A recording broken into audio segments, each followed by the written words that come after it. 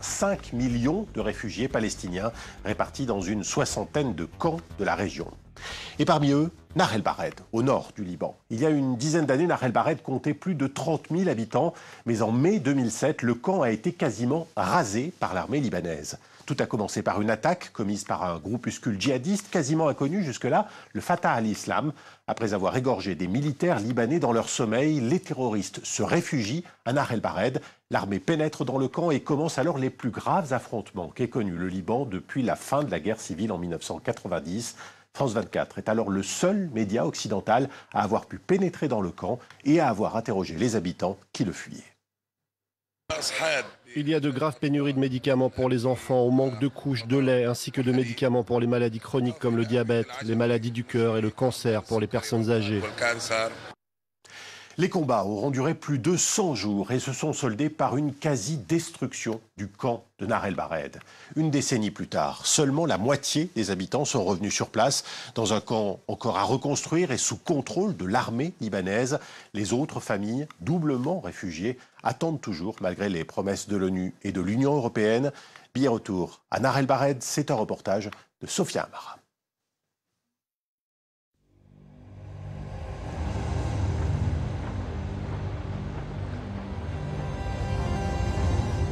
Il y a 11 ans, nous sommes entrés au cœur des combats et du siège de Nahr el-Bared, cachés dans une ambulance.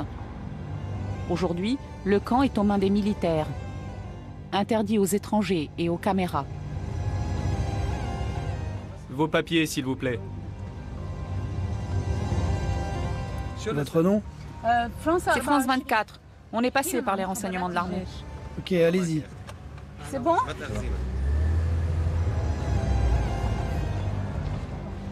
Depuis la bataille, nous n'avons pas revu la famille de réfugiés qui nous a accueillis dans le camp, alors bombardé par l'armée pour déloger les terroristes. Aujourd'hui, nous avons retrouvé sa trace. Mahmoud?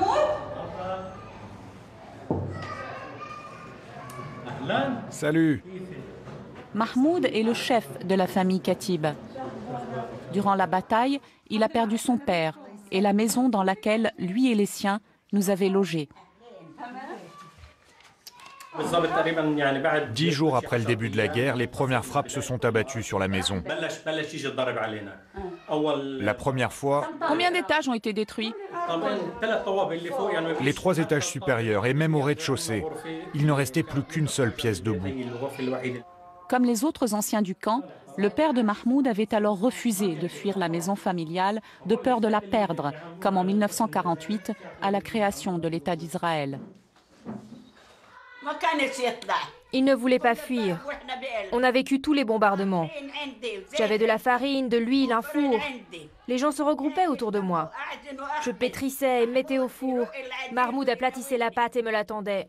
J'avais plein de thym aussi. Le camp était vide, personne ne cuisinait. Quand l'odeur des crêpes au thym s'est répandue, c'était dingue. Les gens qui sentaient l'odeur venaient de loin.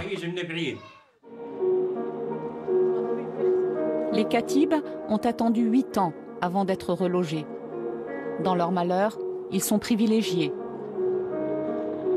Les stigmates de la guerre défigurent encore le camp.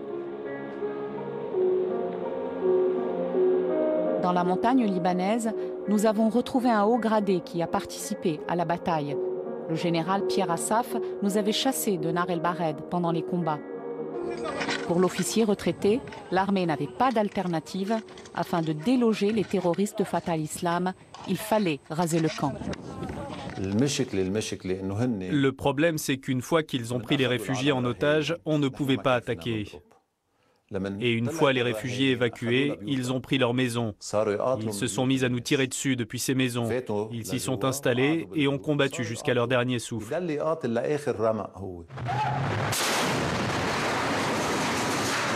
Sous les bombes de l'armée, les étages supérieurs faits de pierre s'effondraient, servant de fortification au rez-de-chaussée construit en béton armé.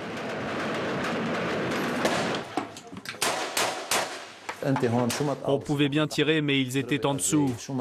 On pouvait leur tirer dessus, les bombarder, ça ne changeait rien. On leur a créé de véritables abris. La destruction était inévitable, mais ce n'était pas l'objectif, pas du tout.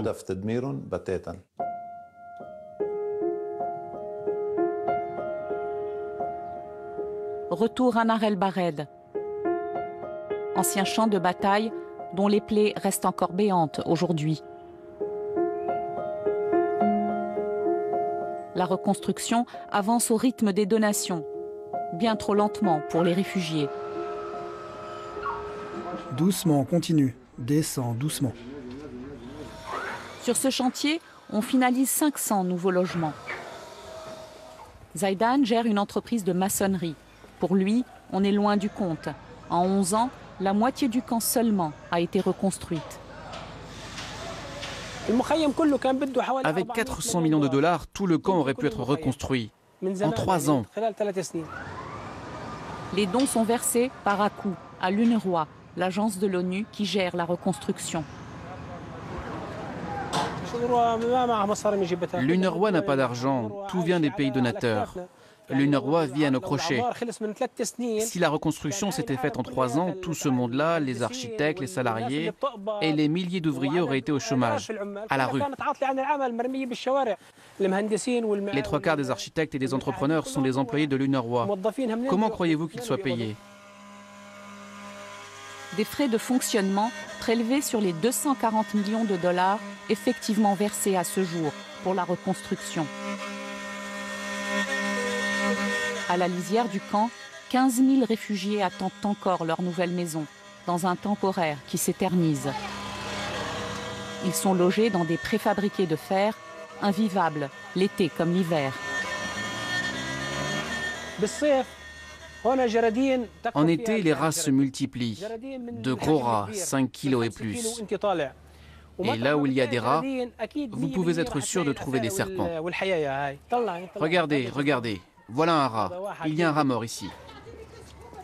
L'hiver, les égouts débordent, apportant avec eux leur lot d'infections transmises par toutes sortes d'insectes. Regardez cet enfant. Cette piqûre, c'est un spécimen des bestioles auxquelles sont exposés les gosses dans les baraquements. Regardez là. C'est une simple piqûre de moustique qui a fait ça. Regardez ses mains, regardez ses pieds. Vous voyez, le reste de son corps aussi est atteint. Ça, c'est dû aux moustiques. Tous ces enfants sont exposés à ces maladies. Ça fait longtemps que tu as mal? Longtemps. La misère, jusque dans la peau. Zaidan tient à nous montrer la maison du petit Karim. Lui et sa famille vivent à 5 dans cette baraque de fer.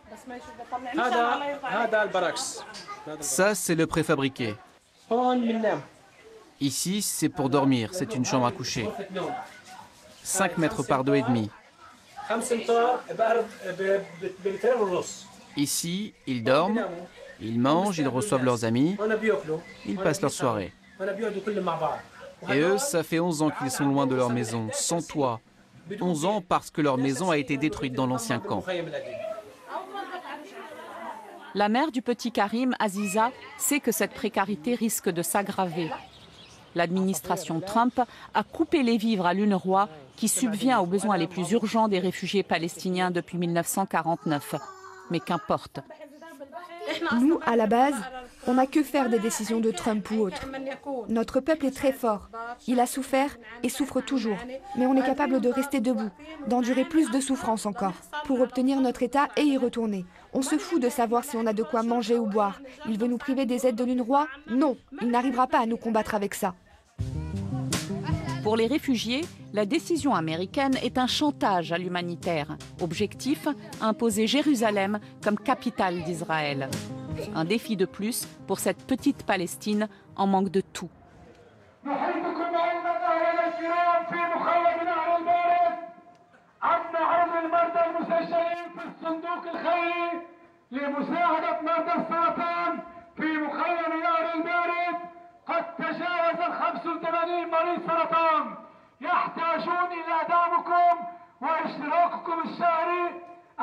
Tous les mois, ces bénévoles récoltent des contributions auprès des réfugiés pour financer le traitement des cancéreux du camp. Avant les coupes budgétaires américaines, déjà, l'UNRWA ne prenait en charge que 50% de leurs frais de soins.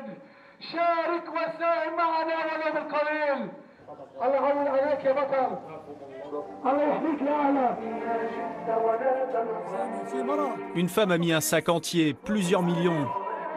Combien il y a dans le sachet? Une grosse somme? On a été étonnés, c'est une passante qui a déposé cet argent dans la caisse. Mais nous, en tant que bénévoles, notre mission, ce n'est pas de compter. Nous, on remet les dons à notre direction. C'est elle qui s'occupe des comptes. On n'a même pas su qui était la donatrice. Une solidarité spontanée, mais très insuffisante. Avant d'être rasé par la guerre, Nar el-Bared était un véritable centre commercial à ciel ouvert. Proche de la Syrie, où les commerçants du camp se fournissaient à bas prix, il attirait des clients de toute la région du Liban Nord. Aujourd'hui, à moitié vide, il fonctionne en économie fermée. Farhan tient le magasin de son père et attend parfois longtemps le client. Ça, c'est le drapeau palestinien. Il est très demandé. On a aussi la Tour Eiffel de chez vous en France. Elle est très demandée aussi. Les clients aiment la France. Ah oui, ils l'aiment. Les Français sont très bons avec la cause palestinienne. Farhan est graphiste de formation, mais au Liban, cette profession fait partie des quelques 70 métiers que les Palestiniens n'ont pas le droit d'exercer. En attendant un avenir meilleur, il est condamné à passer ses journées dans une boutique déserte. Le camp est détruit économiquement. Il n'y a pas, il n'y a pas d'économie dans ce camp. Si j'encaisse un petit billet, ce même billet va ressortir de ma boutique pour aller chez le boucher, chez le marchand de légumes, le chauffeur de taxi, pour ensuite revenir chez moi, et puis éventuellement ressortir à nouveau. Donc les mêmes sommes tournent en rond, d'un commerçant à l'autre. Depuis la guerre de Nar el-Bared, la clientèle libanaise boude le camp, dont l'accès nécessite désormais un laissez-passer. J'ai écrit une chanson de rap qui parle de ce laisser-passer, ici dans le camp. Et je l'ai chantée, elle s'intitule « Comment ça va ?» À ces longues heures perdues, Farhan, alias MC, dénonce en musique les restrictions qui frappent le camp et la misère qu'elles nourrissent. امشي فيها شفت مآسيها كلماتي بتداويها اضطريت اعيش ببركس جري علي عم بدس ولك حس حواجز حوالينا لا تكلبش ايدينا باجرينا شعبنا عم بنهمل بفقد منه الامل تسالني على اللي حصل ما اللي ضرب هرب واللي مرق سرق الون منه حرق فلسطين والخريطه كلمات كثير بسيطه. Farhan ne chantera bientôt plus à Nar el-Bared. Dans quelques semaines, il va quitter le camp où il est né pour s'exiler en Belgique. Comme tous les habitants du camp, Zaidan, le chef de chantier, a perdu sa maison durant la guerre de 2007. Elle est encore en ruine aujourd'hui. Les lenteurs de la reconstruction ont elles aussi poussé de nombreux réfugiés à l'exil. Ici, c'est la maison d'une famille palestinienne, abandonnée il y a 11 ans quand ils ont émigré. Cette maison n'a pas échappé à la guerre et à la destruction. Ça, c'est les séquelles de la guerre. Et là, des impacts de balles. On ne sait pas ce que cette famille est devenue. C'est une perte pour le camp car ils ne sont plus là. C'est aussi une perte pour la cause, parce qu'ils sont partis en laissant leur peuple et leur cause. Ils se sont installés dans un autre pays. Ils vont peut-être disparaître dans cette société. Et du coup, peu à peu, notre cause s'épuise et meurt. Pour les Palestiniens, le pilier de cette cause est le droit au retour des réfugiés.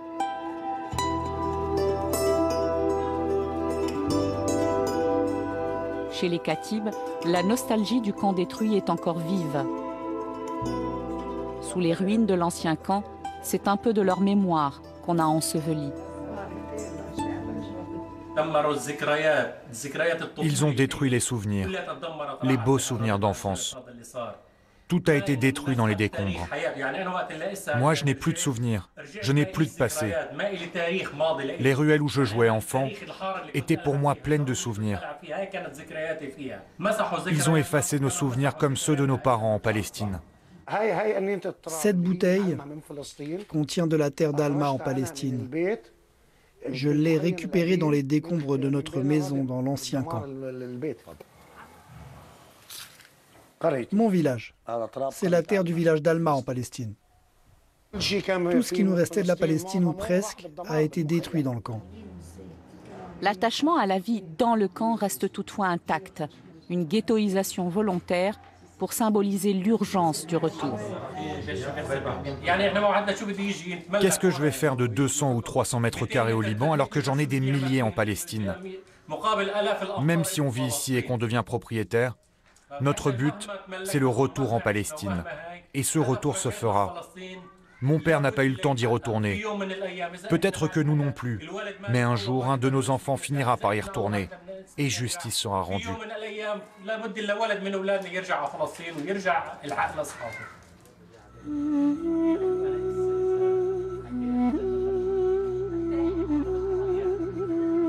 Pour les habitants de Nar el-Bared, comme pour des millions de réfugiés palestiniens, lutter contre l'oubli est le dernier recours pour préserver le droit au retour.